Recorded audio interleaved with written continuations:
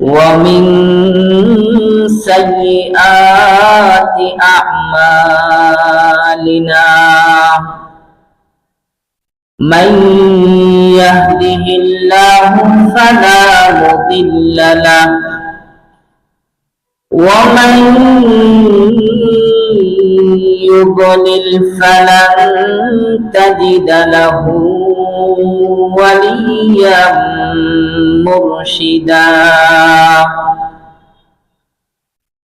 ونشهد أن لا إله إلا الله وحده لا شريك له ونشهد أن سيدنا وسندنا ونبينا وحبيب ربنا وطبيب أرواحنا ومولانا محمدا عبد الله ورسوله صلى الله تعالى عليه وعلى آله وأصحابه وبارك وسلم تسليما كثيرا أما بعد فقد قال الله تبارك وتعالى في كلامه المجيد وفرقانه الحميد أعوذ بالله من الشيطان الرجيم بسم الله الرحمن الرحيم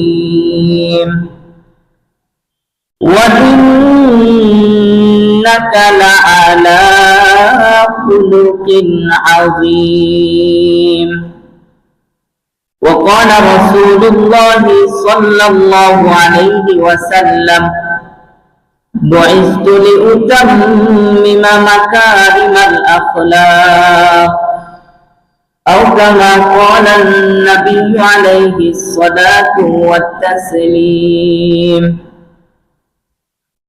नबी आए तो सिर आखिरी नशे पा गई दुनिया नबी आए तो सिर आखिरी नशे पा गई दुनिया अंधेरों से निकल कर रोशनी में आ गई दुनिया सुते चेहरों का जंग उतरा बुझे चेहरों पे नूर आया नबी आए तो इंसान को जीने का शऊर आया ए जन्नत तुझ में हूर कसूर रहते हैं ए जन्नत तुझ में हूर कसूर रहते हैं मैंने माना जरूर रहते हैं पर मेरे दिल का तवाफ कर जन्नत के मेरे दिल में हुजूर रहता है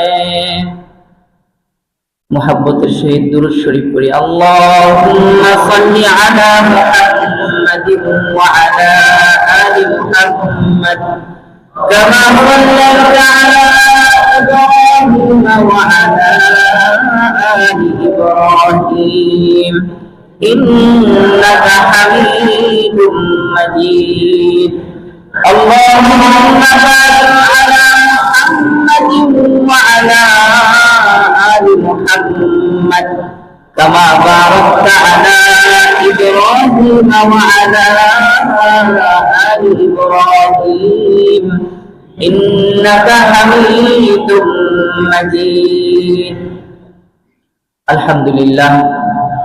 আল্লাহ পাক রব্বুল আলামিনের দরবারে কোটি কোটি শুকরিয়া।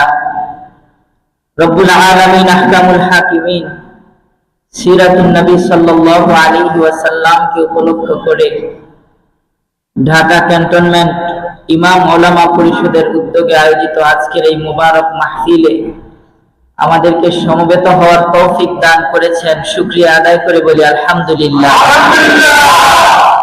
অনুষ্ঠান শুরু হয়েছে আসরের পর থেকে, এ পর্যন্ত আপনারা উপস্থিত আছেন, আপনাদের ভালো লাগছে তো? নবীজি সাল্লাল্লাহু আলাইহি ওয়াসাল্লামের আলোচনা শুনে অন্তরটা প্রশান্ত হচ্ছে না? শেষ পর্যন্ত থাকবেন তো ইনশাআল্লাহ? আপনাদের মসজিদের ইমাম সাহেব, যোগ্য ইমাম আপনারা পেয়েছেন, মাশাআল্লাহ। নামাজের মধ্যে কত সুন্দর তিলাওয়াত করেছেন, খুব চমৎকার আলোচনা রাখেন। আমরা এক মাদ্রাসায় পড়ালেখা করেছি। ইমাম সাহেব আমাকে যে বিষয়টি নির্ধারণ করে দিয়েছেন সেটি হলো নবীজি সাল্লাল্লাহু আলাইহি ওয়াসাল্লামের শৈশব কৈশোর, অর্থাৎ জন্মের পর থেকে নবুয়তের আগ পর্যন্ত নবীজি সাল্লাল্লাহু আলাইহি ওয়াসাল্লামের যে শিশুকাল, সে বিষয়েও তো আমাদের জানার দরকার আছে। কি বলেন? নবুয়তের পরের জীবন তো আমরা জানি কম বেশি। নবীজি সাল্লাল্লাহু আলাইহি ওয়াসাল্লাম নবী হওয়ার পরে কোথায় গিয়েছেন, কি করেছেন? তো নবী হওয়ার আগেও নবীজি সাল্লাল্লাহু আলাইহি ওয়াসাল্লামের জীবনের মধ্যে এমন কিছু আছে যেগুলো আমাদের জানা দরকার, সেগুলো আমাদের ঈমানকে বৃদ্ধি করবে, সেগুলো আমাদেরকে নবীজি সাল্লাল্লাহু আলাইহি ওয়াসাল্লামের ভালোবাসা আমাদের অন্তরে বৃদ্ধি করবে ইনশাআল্লাহ। নবীজি সাল্লাল্লাহু আলাইহি ওয়াসাল্লাম জন্মগ্রহণ করেছেন ইয়াতীমুল আব হিসেবে, অর্থাৎ পিতা হারা ইয়াতীম হিসেবে। নবীজির মা হযরত আমিনা যখন নবীজিকে গর্ভধারণ করেন এবং সময় তার পিতা নবীজির মামাদের সেখানে গিয়েছিলেন কোন কাজে মদিনাতে, সেখান থেকে আর ফিরতে পারেননি, সেখানেই ইন্তেকাল করেছেন। নবীজি সাল্লাল্লাহু আলাইহি ওয়াসাল্লাম এমন অবস্থায় দুনিয়াতে এসেছেন যে তার বাবা নেই। তো বাবা নেই, এই সন্তানের অভিভাবক তার দাদা আব্দুল মুত্তালিব। তো জন্মের পরে নবীজি সাল্লাল্লাহু আলাইহি ওয়াসাল্লামকে তার মা হযরত আমিনা অল্প কয়েকদিন, কিতাবের মধ্যে আসে তার সংখ্যা হয়তো 7 দিন, 1 সপ্তাহ তাকে দুগ্ধ পান করিয়েছেন। মা নবীজিকে দুগ্ধ পান করিয়েছেন কয়দিন? 7 দিন। একটু কথা বলবেন, যেটা সিরাত আমাদের জানার বিষয়, শেখার বিষয়, যদি একটু আমরা রিপিট করি তাহলে এটা আপনার অন্তরেও বসবে, আমার কাছেও মনে হবে যে আপনারা জাগ্রত থেকে, সচেতন থেকে আলোচনা শুনছেন এবং নেওয়ার চেষ্টা করছেন। তাহলে মা হযরত আমিনা নবীজি সাল্লাল্লাহু আলাইহি ওয়াসাল্লামকে দুগ্ধ পান করিয়েছেন কয়দিন? এরপরে নবীজি সাল্লাল্লাহু আলাইহি ওয়াসাল্লামকে দুগ্ধ পান করিয়েছেন হযরত সুয়াইবা। আবু লাহাবের দাসী ছিল সুয়াইবা। তো আবু লাহাবকে যখন এই দাসী গিয়ে নবীজি সাল্লাল্লাহু আলাইহি ওয়াসাল্লামের জন্মের সুসংবাদ দিয়েছিল যে আপনার ভাতিজা হয়েছে, ছেলে হয়েছে, সে সেই সুসংবাদ প্রাপ্ত হয়ে বলেছিল যে এই সুসংবাদের কারণে আমি তোমাকে আযাদ করে দিলাম। আবু লাহাব তো শেষ পর্যন্ত ঈমান আনতে পারেনি, বেঈমান হয়েই সে কবরে চলে গেছে, এজন্য সে জাহান্নাম। কিন্তু তাফসীরের কিতাবের মধ্যে আছে মুহাম্মদ রাসূলুল্লাহর জন্মের সুসংবাদ দেওয়ার জন্য তুমি তোমার দাসী সুয়াইবাকে আযাদ করে দিয়েছিলে, এজন্য অন্তরে সপ্তাহে তোমার কবরের শান্তি লাঘব করে দেওয়া হবে। নবীজি সাল্লাল্লাহু আলাইহি ওয়াসাল্লামের ভালোবাসার মূল্য আছে না নাই? জাহান্নামের থেকেও সেই ভালোবাসার মূল্য, সেই ভালোবাসার পুরস্কার প্রাপ্ত হবে। সারা সপ্তাহ আযাব হবে, কিন্তু সোমবারে তার কবরের আযাবকে লাঘব করে দেওয়া হবে, কমিয়ে দেওয়া হবে, সামান্যতম আযাব দেওয়া হবে। কেন? ওই যে নবীজির আবির্ভাবে তুমি খুশি হয়েছিলে, দাসীকে তুমি আযাদ করে দিয়েছিলে। তো কয়েকদিন এই দাসী সুয়াইবা নবীজি সাল্লাল্লাহু আলাইহি ওয়াসাল্লামকে দুগ্ধ পান করায়। সেকালের আরব তো ছিল শহর অঞ্চল, তো শহর অঞ্চলে বিভিন্ন জায়গার মানুষ থাকে, তো সব রকমের ভাষা শহরের মধ্যে চলমান থাকে। যেমন আমাদের ঢাকা শহরে আমাদের নোয়াখালীর ভাইরাও আছেন, বরিশালের ভাইরাও আছেন, সিলেটের ভাইরাও আছেন। এখন এখানে যদি আপনি তাদের কথা শুনেন, কখনো শুনবেন বরিশালের ভাষা, কখনো নোয়াখালীর ভাষা, কখনো সিলেটের ভাষা, আসল বাংলা ভাষা বলতে সেটা আপনার চিনতে কষ্ট হয়ে যাবে। এজন্য তখন আরবের নীতি ছিল যে আসল আরবি ভাষাটা, সাহিত্যপূর্ণ ভাষাটা শেখার জন্য তাদেরকে কোন এক গ্রামে যেখানে শুদ্ধ আরবি ভাষায় কথা বলা হয় সেখানে প্রেরণ করে দেওয়া হতো সন্তানকে। আর সেই এলাকার মহিলারা, গ্রামের মহিলা, তাদের হয়তো টাকা পয়সার একটু অভাব থাকতো, তারা এসে শহরের ধনী দেখতে গিয়ে যেত, তাদের লালন পালনের দায়িত্ব গ্রহণ করতো, তাদেরকে দুগ্ধ পান করাতো, বিনিময়ে তারা কিছু অর্থ পুরস্কার পেত, কিছু হাদিয়া পেত। তো সেই হিসেবে আব্দুল মুত্তালিব নবীজি সাল্লাল্লাহু আলাইহি ওয়াসাল্লামের জন্য তাকে দুগ্ধ পান করাবেন কে, সেই মহিলাদের তালাশ করলেন। তারপর হযরত হালিমা সাদিয়া রাদিয়াল্লাহু তাআলা আনহা, তিনি নবীজি সাল্লাল্লাহু আলাইহি ওয়াসাল্লামের দায়িত্ব নিলেন। তিনি খুবই গরীব ছিলেন, তার নিজের শরীরেরই এতটুকু অবস্থা ছিল না, নিজের সন্তান যে ছিল সেই সন্তানই তার শরীরের দুগ্ধ পান করে পরিতৃপ্ত হতে পারত না। সন্তান হলে সন্তান, পেটের সন্তান যেটা, তার খাবারটাই তার ভেতরে জন্ম হতো না, সেই অপরিতৃপ্ত হতে যেত। তারপরে হালিমা এসেছেন, কেন, যদি কিছু টাকা পয়সা পাওয়া যায়, যদি দুলার কাছে দেওয়া যায়। যেই বাহনে করে এসেছেন সেটা ছিল অত্যন্ত দুর্বল বাহন, কাফেলার সবাই সামনে চলে যায়, হালিমার বাহনটা সবাই আগে করে, কারণ এটা দুর্বল, ঠিক মতো খেতে পারে না, ঠিক মতো চলতে পারে না। হযরত হালিমা যখন মুহাম্মদুর রাসূলুল্লাহকে নিলেন, কোলে নিলেন, স্পর্শ করলেন, ফেরার সময়ের ঘটনা। হযরত হালিমা বলেন, আমার সেই বাহনটা সবার পেছনে ছিল, ফেরার সময় আমার সেই বাহনটা সবচেয়ে শক্তিশালী, সবাইকে ছাড়িয়ে সে অনেক আগে চলে যাচ্ছে।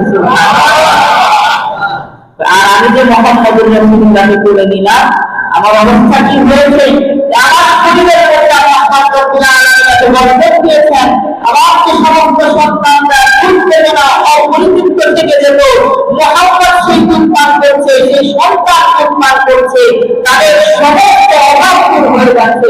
আমার শরীরের মধ্যে আল্লাহ জান্নাত সেই বরকত দিয়ে দিয়েছে। মুহাম্মদুর রাসূলুল্লাহ ছোঁয়া লেগেছে, ছোঁয়া, স্পর্শ। হযরত হালিমা বলেন, শুধু তাই নয়, আমার সেই পুত্র বড় সাহায্য, এই মুহাম্মদকে আনার পরে আমার পুত্রের মধ্যে বরকত দেখতে শুরু করেছে। প্রত্যেক জায়গায় যখন এমন বরকত, তো চুক্তি ছিল 2 বছরের।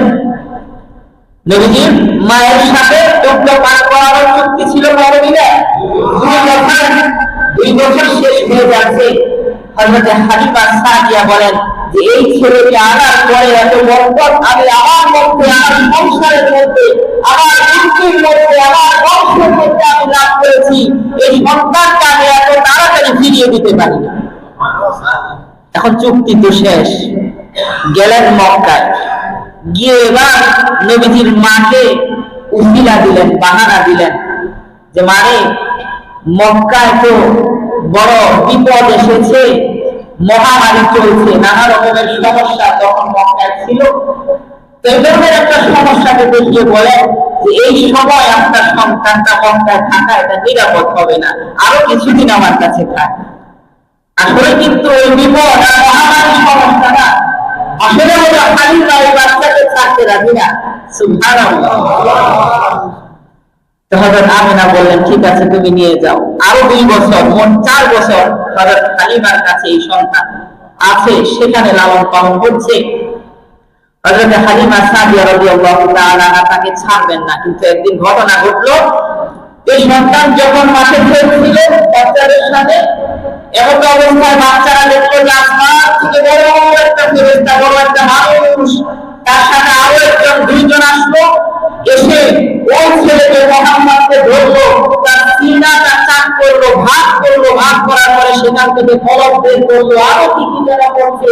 ওরা তো দেখে, যখন দেখছে একেবারে অন্তরটাকে দেখে না হচ্ছে, হৃদয়টাকে দেখে না হচ্ছে, তো তারা ভাবলো যে একে তো হত্যা করে ফেলা হয়েছে। দৌড় দিয়ে গিয়ে হালিমার কাছে বললো, ইন্না মুহাম্মাদান কাদ কুতিল, আমার ভাই মুহাম্মদকে তো হত্যা করে ফেলা হয়েছে। ফেরেশতারা তো আসছে নবীজি সাল্লাল্লাহু আলাইহি ওয়াসাল্লামের অন্তরটা ধুয়ে মুছে, তার মধ্যে শয়তানের ওয়াসওয়াসা যেন না হয়, সেখানে যে কালো একটি অংশ আছে সেটাকে বের করে দেওয়ার জন্য নবীকে, তিনি যেন ভবিষ্যতে নবী হতে পারেন, শৈশবের পরিবারে তার থেকে যেন কোনো অপরাধ প্রকাশিত না হয়, সেজন্য তাকে পবিত্র করার জন্য এসেছে ফেরেশতা। করে চলে গেছে মুহাম্মদুর রাসূলুল্লাহ, তার কাছেও তো এটা বড় অদ্ভুত একটা বিষয়, ভয়ঙ্কর বিষয়। বাচ্চারা যাওয়ার পরে মুহাম্মদের কাছে কাছে দৌড়ে হালিমার কাছে গেছেন। এবার হালিমা ভয় পেয়ে গেছে, এই বাচ্চা তো রাখা যাবে না, এভাবে যদি এক সময় আসলে কোরআন করতে যায়, তাকে যদি মেরে ফেলা হয়, আমি টাকা পয়সা পাওয়া দূরের কথা, তখন তো আমার অবস্থা খারাপ করে দিবে। আব্দুল মুত্তালিব মক্কা শুধু যেমন তেমন ব্যক্তি না, বরং সে সময় বড় না। এই জন্য হালিমা 4 বছর যখন শেষ হলো, তাকে নিয়ে গেল। আমরা তার নবী সাল্লাল্লাহু আলাইহি ওয়াসাল্লামের আম্মা আমিনাকে গিয়ে ঘটনা বলল, এই ঘটনা আমি আমার দায়িত্ব পালন করে 4 বছর পরে আপনার কাছে দিয়ে গেলাম, তবে আমি কিন্তু এমন একটা ঘটনা দেখেছি।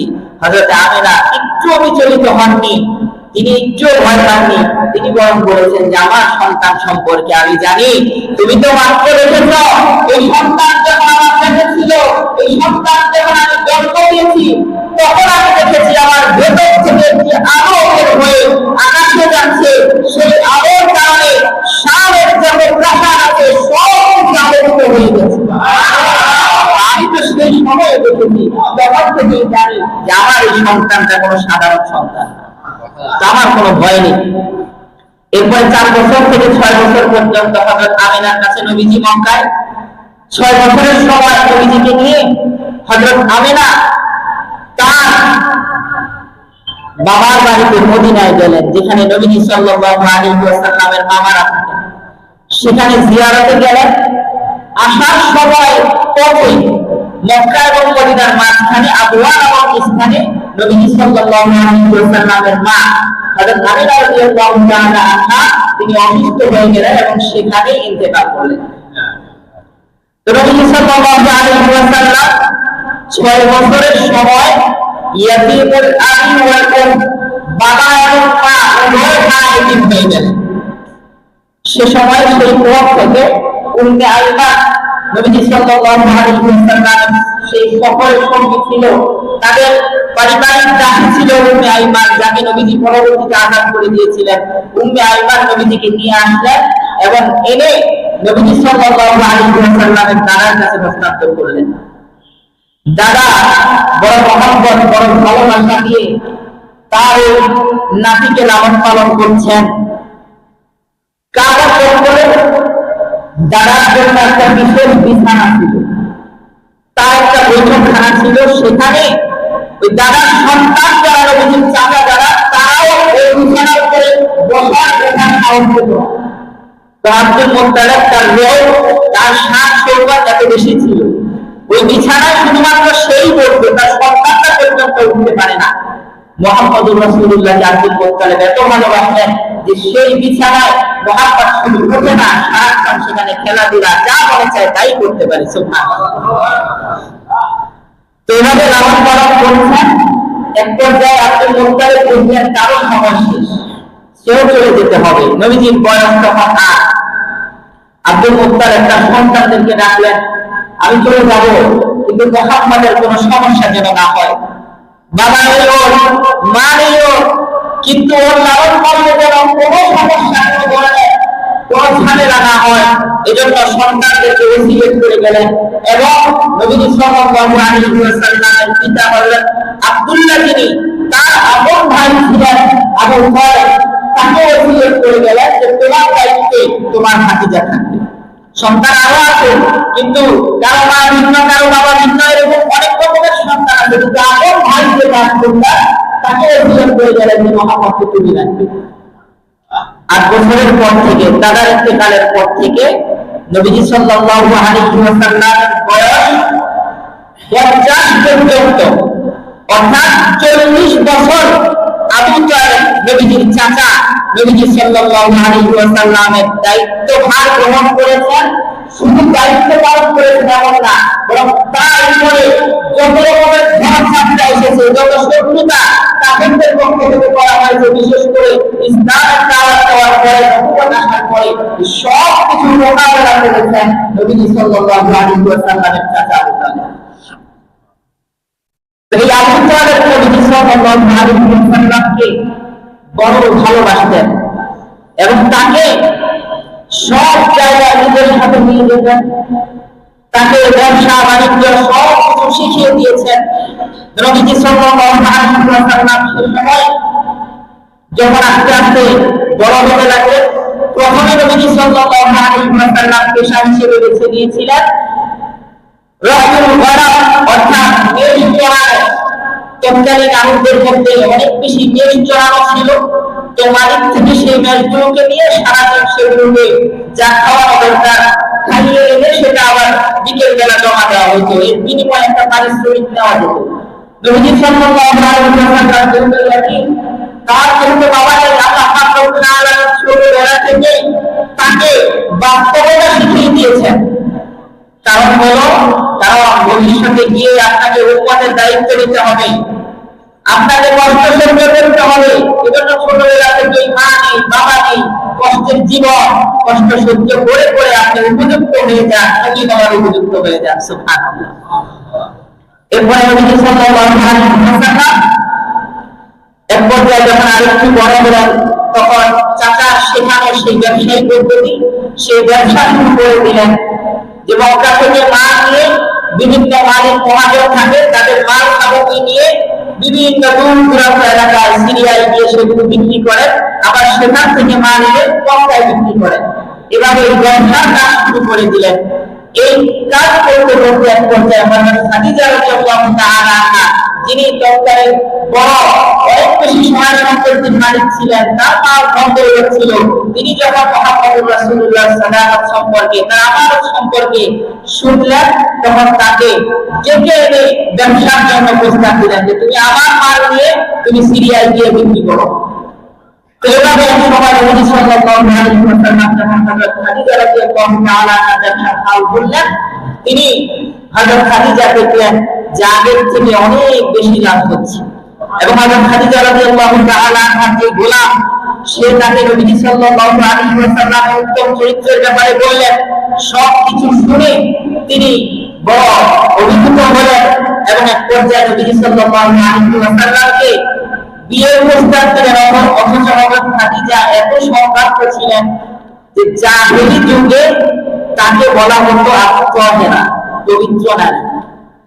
জাহেলি যুগে কোন নারীকে আত্মহেরা উপাধি দিয়ে সমস্ত মানুষ জানত, এবং সে সময় মক্কার যারা বরাদ্দবান ব্যক্তি ছিল সবাই চাইতো হযরত খাদিজার মতো মহিলাকে বিয়ে করতে। হযরত খাদিজা রাদিয়াল্লাহু তাআলা আনহা নবীজি সাল্লাল্লাহু আলাইহি ওয়াসাল্লামকে প্রস্তাব দিলেন, নবীজি গ্রহণ করলেন। 25 বছরের সময় নবীজি সাল্লাল্লাহু আলাইহি ওয়াসাল্লামের বিবাহ সম্পন্ন হলো। তো নবীজি সাল্লাল্লাহু আলাইহি ওয়াসাল্লামের শৈশবটা এভাবে কেটেছে। শৈশবের গুরুত্বপূর্ণ বিষয়ের মধ্যে যেটা আমরা পাই সেটা হলো, নবীজি সাল্লাল্লাহু আলাইহি ওয়াসাল্লাম যদিও জাহিলি যুগে ছিলেন, নবুয়তের পূর্বের সময় ছিলেন, কিন্তু তিনি সেই যুগের যত অন্যায় অপরাধ সেগুলোর সাথে নিজে কখনো লিপ্ত হননি। আল্লাহ পাক রব্বুল আলামিন সেই যে তার অন্তরটা পবিত্র করে দিয়েছেন সাক্ষ্য সদরের মাধ্যমে। এরপরে তিনি ওই যুগে থেকে, জাহিলি যুগে থেকে কোনোদিন শরাব পান করেননি, কোনোদিন জুয়া খেলেননি, কোনোদিন কোন মূর্তির আখের মাসে পর্যন্ত ভিড়েননি। সুবহানাল্লাহ। এত ভালো ছিলেন, তার চরিত্র এত বেশি ভালো ছিল যে সেই সময় মানুষ তাকে as-সাদিকুল আমিন বলে জানত, সত্যবাদী বলে জানত, আল আমিন বলে জানত। অর্থাৎ নাম বলা বাচ্চারা মোহাম্মদ, যদি বলবে এই নামটা আল আমিন করেছে তাহলে বুঝতে আল আমিন বলতে বিশ্বস্ত মুহাম্মাদের কথা বলা হচ্ছে। সুবহানাল্লাহ। নাম বলা লাগতো না মুহাম্মদ, যদি বলা হতো আসওয়াদ সত্যবাদী, তাহলে এই ছেলেটা সত্যবাদিতায় এত প্রসিদ্ধি লাভ করেছে যে সেই সময় মানুষ সত্যবাদী বলতে মুহাম্মদকে বলছে। 15 বছর বয়স যখন নবীজি সাল্লাল্লাহু আলাইহি ওয়াসাল্লামের, তখন কাবা পুনর্নির্মাণের একটি বিষয় সামনে আসলো। মক্কার কুরাইশের জন্য গোত্রের লোকেরা আছে, সবাই এসে কাবা পুনর্নির্মাণের কাজ করছে। নবীজি সাল্লাল্লাহু আলাইহি ওয়াসাল্লাম তার চাচা হযরত আব্বাসের সাথে সেই কাজে অংশগ্রহণ করেছেন। এক পর্যায়ে যখন হাজরে আসওয়াদ সেটা স্থাপন করার বিষয় আসলো, তখন প্রত্যেক গোত্রের মধ্যে মারামারি লেগে গেল। কারণ এটা একটা বড় সৌভাগ্যের কাজ, আস্তে আস্তে তার জায়গায় স্থাপন করা। সবাই চাচ্ছে যে এটা আমার গোত্রের লোকেরা করবে, তাহলে এটা যদি আমি করতে পারি পৃথিবীর ইতিহাসে এই গোত্রের লোকেরা সম্রাট হতে যাবে, সম্মানিত থেকে যাবে। এজন্য তাদের মধ্যে বড় ঝগড়া লেগে গেল, মানবিকতা লেগে গেল, এমনকি তারা যুদ্ধে লেগে যাবে। এমন সময়ে পর্যায়ে তারা বললো যে ঠিক আছে, আমরা এখানে বলবো বাইতুল্লাহ দরজা দিয়ে সর্বপ্রথম যে ব্যক্তি আসবে সে ফয়সালা করে দিবে যে তারা এইভাবে রাস্তা স্থাপন করবে। তো সবাই বসে মসজিদে অপেক্ষমান যে দেখি দরজা দিয়ে কি আসে। তো আল্লাহ তাআলা নবী সাল্লাল্লাহু আলাইহি ওয়াসাল্লামকে এই প্রথম সমস্ত গোত্রের লোকদের সামনে দাঁড়ানো রাখছেন। আল্লাহ পাক রব্বুল আলামিন কুদরত দিয়ে যখন সর্বপ্রথম যিনি আসবেন তিনি ছিলেন আপনার আমার নবী মুহাম্মদুর রাসূলুল্লাহ। আশ্চর্যের বিষয় হলো মুহাম্মদকে দেখে উপস্থিত জনতা যারা ছিল সবাই খুশি হয়ে গেল, সবাই শুকরিয়া আদায় করলো যে এটা মুহাম্মদ, এটা আসওয়াদ, এটা আল আমিন, সে আমাদের মধ্যে সঠিক ফয়সালা করতে পারে। নবী সাল্লাল্লাহু আলাইহি ওয়াসাল্লাম শুনলেন সব কথা যে এমন বিষয় তাদের মধ্যে ঘটেছে, তখন তিনি বললেন যে বড় একটা কাপড় দেওয়া হয়। তো কাপড় দিলেন, পাথরটা সেটার উপরে রাখলেন, এবার বললেন সব গোত্রের লোকেরা এই কাপড়ের এক এক অংশে বড়। তো সবাই ধরে এটাকে উঁচু করেছেন, জায়গা মতো নিয়েছেন। নবীজি সাল্লাল্লাহু আলাইহি ওয়াসাল্লাম নিজের হাতে পাথরটা ধরে তার সঠিক স্থানে স্থাপন করে দিয়েছেন। এর মাধ্যমে তার গোত্রের মধ্যে এই বিবাদ, এই ঝগড়া, এই যুদ্ধ লেগে যাচ্ছিল, সেটা থেকে আল্লাহ পাক রব্বুল আলামিন তাদেরকে হেফাজত করেছেন। এবং সেই দিন থেকে এই প্রত্যেক গোত্রের লোকেরা মুহাম্মদুর রাসূলুল্লাহর কাছে আরো বেশি কৃতজ্ঞতা প্রকাশ করলো, তাকে নেতা হিসেবে মেনে নিতে বাধ্য হলো। সুবহানাল্লাহ। নবীজি সাল্লাল্লাহু আলাইহি ওয়াসাল্লাম শৈশবের আলোচনা আমরা শুনলাম যে শৈশবে কৈশোরে একটা বাচ্চার গর্ব এত বেশি যে হালিমার মধ্যে পরিবর্তন চলে আসে, হালিমার মধ্যে পরিবর্তন চলে আসে, উর্মির মধ্যে পরিবর্তন চলে আসে। সমস্ত মানুষ তার ইজ্জত, তার সম্মান মেনে নিতে বাধ্য হয়ে যায়। আবু তালেবের কাছে গোত্রের লোকেরা যখন বৃষ্টির জন্য আসে, আবু তালেব মুহাম্মদকে এনে খানায় কাবার সাথে উঠিয়ে ধরে মুহাম্মদ আঙ্গুল দিয়ে ইশারা করে ছোট্ট মুহাম্মদ, শিশু মুহাম্মদ। সাথে সাথে আকাশ, ভালো আকাশ, পরিষ্কার আকাশ, কোনো মেঘ ছিল না, সেখানে মেঘমালা জড়ো হয়ে যায়, বৃষ্টির পর বৃষ্টি শুরু হয়ে যায়। মুহাম্মদুর রাসূলুল্লাহ চেহারা, তার মান মর্যাদা, সে যখন শিশু, সে যখন শৈশবে, সে যখন কৈশোরে, তখন এত বেশি যদি হয়, তাহলে সে যখন নবীউল আম্বিয়া, সে যখন সাইয়্যিদুর রাসূলুল আম্বিয়া, সে যখন ইমামুল আম্বিয়া, তখন তার মর্যাদা কম না বেশি?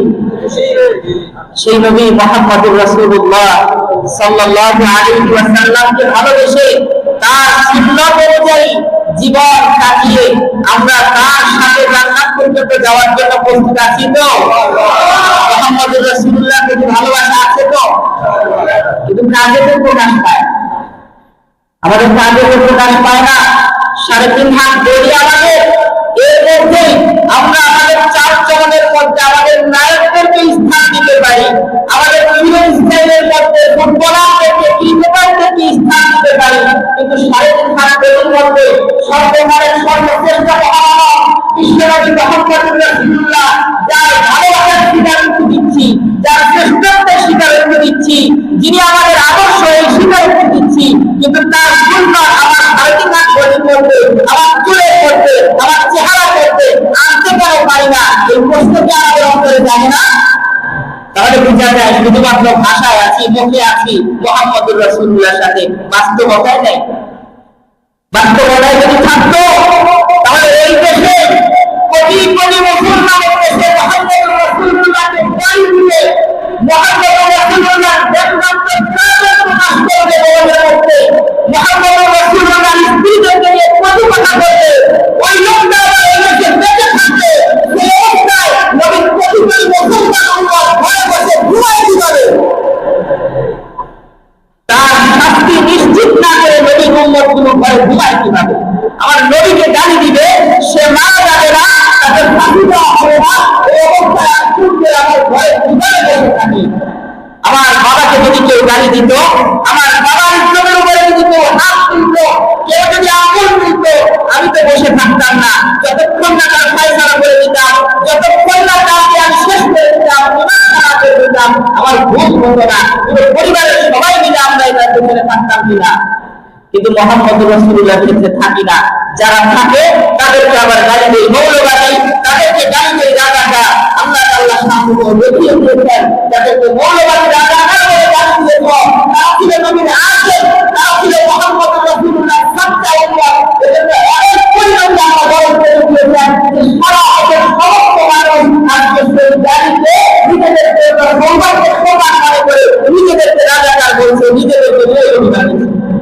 কেন? ওই যে নবীর উম্মতকে গালি দেওয়া হয়েছিল, নবীর উম্মতকে রাজাকার বলা হয়েছিল, তখন প্রতিবাদ করিনি। আল্লাহ পাক রব্বুল আলামিন বানিয়ে দিয়েছে আমাদের মুহাম্মদুর রাসূলুল্লাহকে সর্বোচ্চ ভালোবাসা দিবে তো ইনশাআল্লাহ। মুখে না বাস্তবে, আর যে বললাম মুখে না বাস্তবে, তাই তুমি বান্দা দিতে থাকবে তো ইনশাআল্লাহ।